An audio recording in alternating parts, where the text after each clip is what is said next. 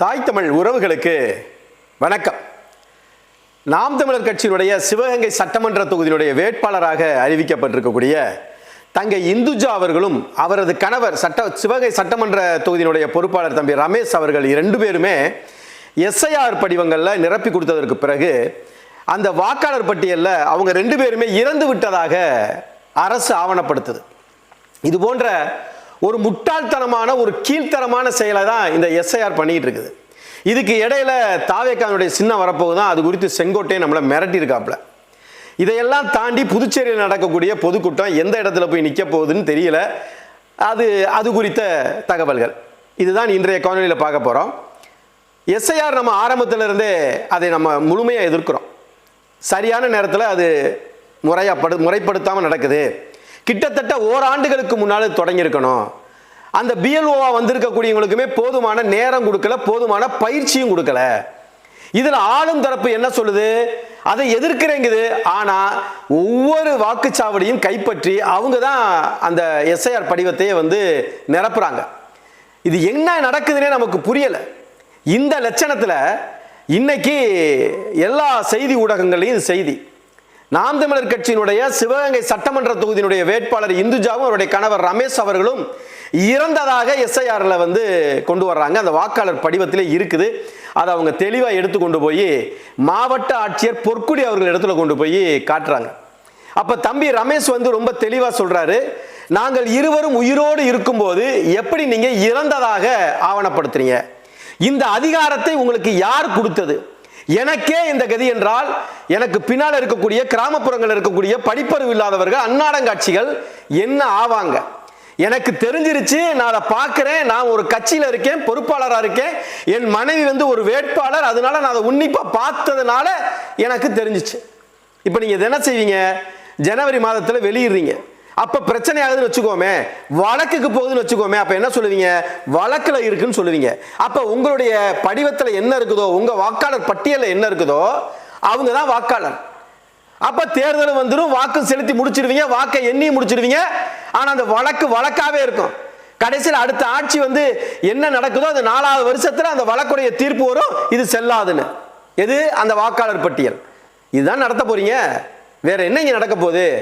ஒண்ணு, இறந்திருந்தா உயிரோடு இருக்கிறான்னு சொல்ற கள்ள ஓட்டு போடுறதுக்கு. உயிரோட இருக்கா அவன் திமுகவுக்கு தான் போடுவான்னு தெரிஞ்சா அவன் செத்து போயிட்டாங்கிற. ஒருத்தனை உயிரோட இருக்கான்னு சொல்றதுக்கும் ஒருத்தனை செத்து போயிட்டான்னு சொல்றதுக்கும் உங்களுக்கு யாரா அதிகாரம் கொடுத்தது? எந்த அடிப்படையில் இந்துஜா ரமேஷ் ரெண்டு பேரையும் டெத் அப்படிங்கிற ஒரு காரணத்தை சொல்லி அந்த அந்த வாக்காளர் பட்டியலிருந்து எடுக்கிறீங்க? இந்த அதிகாரத்தை யார் கொடுத்ததுன்னு தான் திரும்ப திரும்ப தம்பி ரமேஷ் கேட்கிறாப்லங்க. நாங்கள் எஸ்ஐஆர் படிவம் ஃபில் பண்ணி கொடுத்துருக்கோம். என்னோட 2 பேர் பேருமே நீங்கள் கொடுத்த பட்டியலில் டெத்துன்னு வந்திருக்கு. எதன் அடிப்படையில் நாங்கள் இறந்து போயிட்டோம்? உயிரோடு இருக்கவங்கள இறந்து போயிட்டுன்னு சொல்றதுக்கு உங்களுக்கு அதிகாரம் யார் கொடுத்தா? எந்த ஆவணத்தின் அடிப்படையில் எங்களை இறந்து போனோம்னு அறிவிச்சிருக்கீங்க? அப்படியா இல்ல திட்டமிட்ட சதியா? இது திட்டமிட்ட சதி, நிர்வாக பகுதி கிடையாது.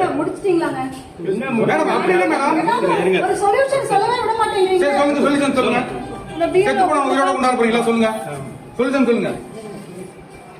அந்த பிஎல்ஓ மேல ஆக்ஷன் எடுத்து சொல்லுங்கப்பா. எதன் அடிப்படையில் அவங்க டெத்துன்னு சேர்த்தாங்கன்னு சொல்லிட்டு உடனே கூப்பிடுங்க. அவங்க 17B சார்ஜஸ் போட சொல்லுங்க. அவங்க பேர்ல சஸ்பெண்ட் பண்ண சொல்லுங்க. அவங்கள இவங்க கிட்ட ரெக்வெஸ்ட் கொடுங்க. இல்ல நான் ரெக்வெஸ்ட் கொடுக்கிறேன். உயிரோடு இருக்கிற என்னை செத்து போனவன கூட உயிரோடு இருக்கிறது கூட சர்ரா சனியங்களா, ஏதோ கள்ள ஒட்டு போடுறீங்கடா, நாசமா போங்கடா அப்படின்னு சொல்லிட்டு கூட போயிடலாம். ஆனால் உயிரோடு இருக்கிற 2 பேரும் செத்துட்டான்னு சொல்ற மாதிரி ஒரு அசிங்கத்தனமான ஒரு நாகரிகமற்ற இதுதான் உங்க அரசு அதிகாரிகள் ஐஏஎஸ்கள்லாம் பண்ற வேலை. என்ன இத அந்த பொற்கொடி அம்மா சொல்றாங்க, அவங்களுக்கு கோபம் வர வருது.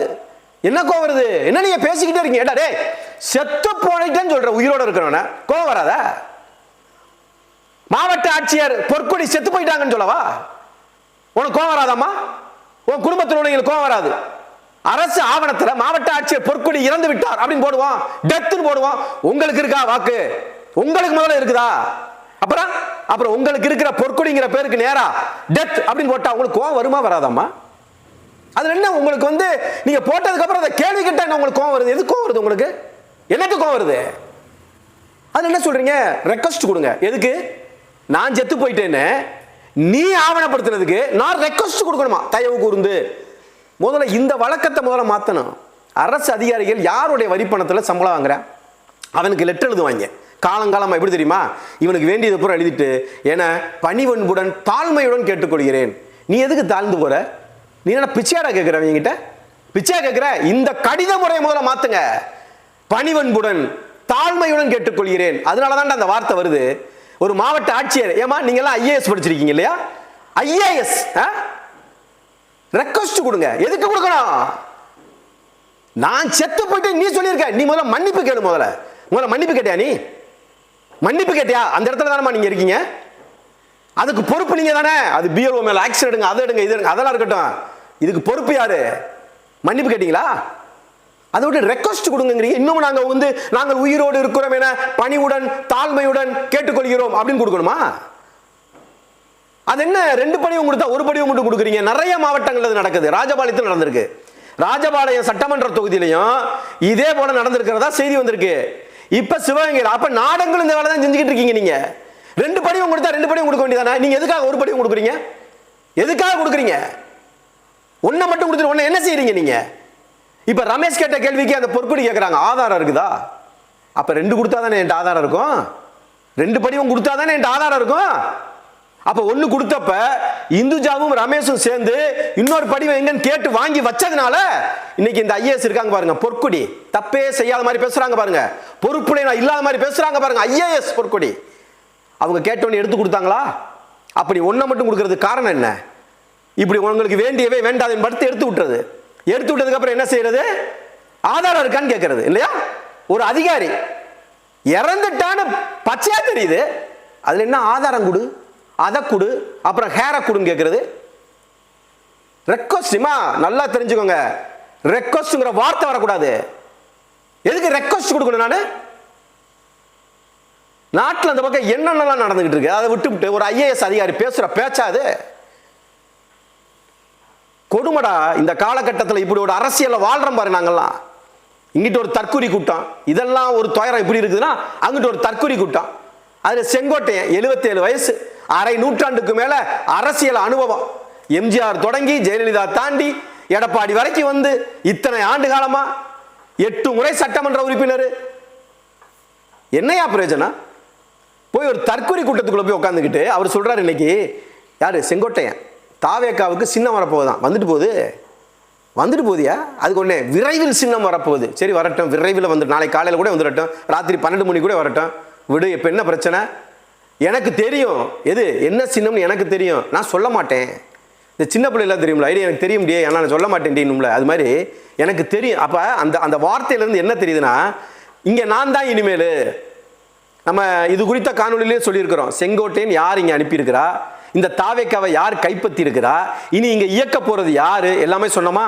அதை உறுதி பண்ணுற வார்த்தை தான் விரைவில் சின்ன வரப்போகுது, அது எனக்கு தெரியும், ஆனால் சொல்லக்கூடாது, நான் சொல்ல மாட்டேன். அடுத்து சொல்றாரு, சின்னத்தை பார்த்தா நாடே வியந்துரும். என்னையா வியந்துரும்?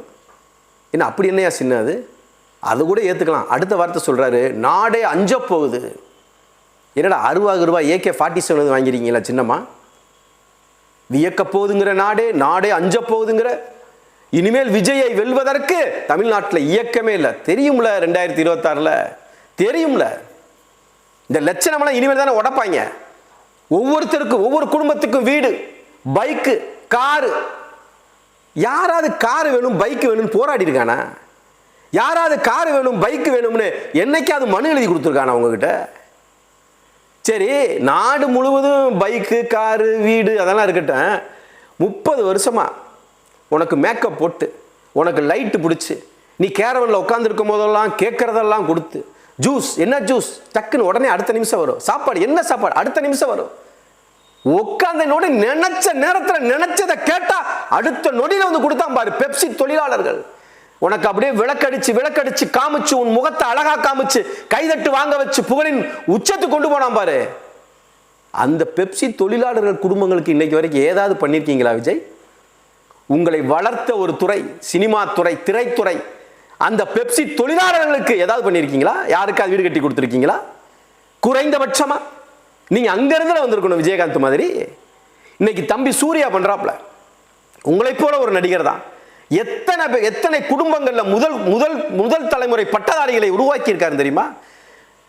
நன்றாக படிப்பதற்கான அறிவிருந்தும் ஆனால் செலவு செய்ய முடியாம, பணம் இல்லாம, கட்டணம் கல்வி கட்டணம் செலுத்த முடியாம படிப்பை இழக்கிற சூழல்ல உள்ள எத்தனை பேரை பொறியாளராக, மருத்துவராக, வழக்கறிஞராக 12ஆம் வகுப்பு படிக்கும் போது அந்த பிள்ளை படிக்கிற படிப்பை பார்த்து அந்த பிள்ளையை தத்தெடுத்து படிக்க வச்சு இன்னைக்கு எத்தனையோ பிள்ளை டாக்டர் ஆயிருச்சு, பொறியாளர் ஆயிட்டான்.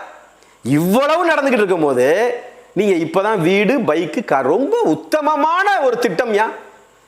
ஒவ்வொரு வீட்டுக்கும் வேலை இல்லையே, ஒவ்வொரு வீட்டுக்கும் சரியான தரமான கல்வி, மருத்துவம் இலவசம் இல்லையே, காரும் பைக்கும் வாங்கி என்னையா செய்ய போறான்?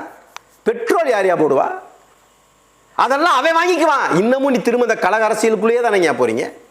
அதெல்லாம் அவன் வாங்கிக்குவான். ஆனால் அவன் வாங்கக்கூடிய அளவிற்கு அவனுக்கு ஒரு நல்ல ஒரு ஊதியம் தரக்கூடிய, அவனுடைய உழைப்புக்கேற்ற வேலையை, அவன் படிப்புக்கேற்ற வேலையை உருவாக்குவேன், வேலையில்லா திண்டாட்டத்தை போக்குவேன், வேலை வாய்ப்பை அதிகப்படுத்துவேன், அதை எந்தெந்த மாதிரி எல்லாம் செய்வேன்னு சொன்னா நீ ஒரு அரசியல்வாதி.